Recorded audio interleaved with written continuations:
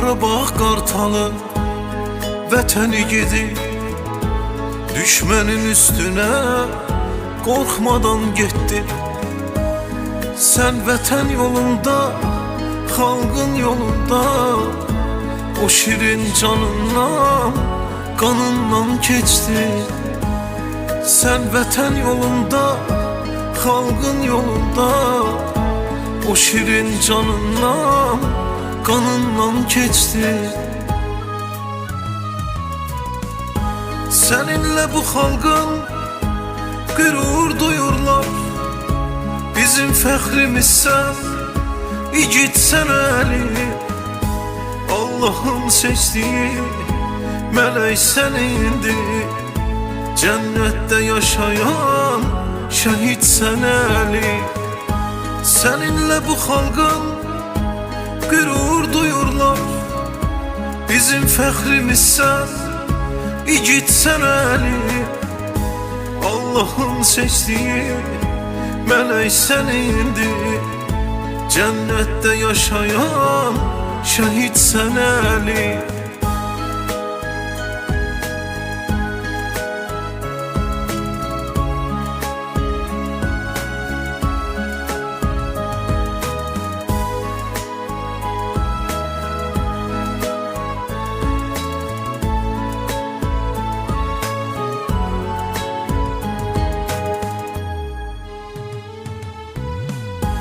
Anan həsrətindən od tutub yanır, o alov sönsə də közü qalıbdır.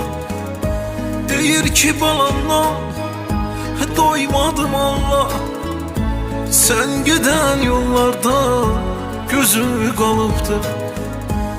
Deyir ki balamdan doymadım Allah, sən gedən yollarda gözü qalıbdı.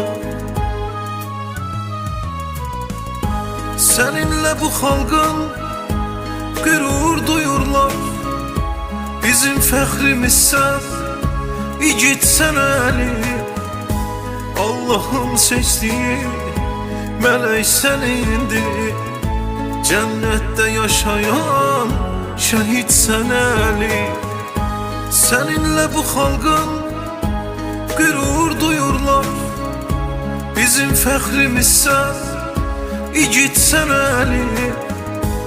Allah'ın seçdiyi mələk indi, cənnətdə yaşayan şəhidsən Əli. Seninle xalqın qürur duyurlar, bizim fəxrimizsən, igidsən Əli. Allah'ın seçdiyi mələk indi, cənnətdə yaşayan şəhidsən Əli. Adına qurban.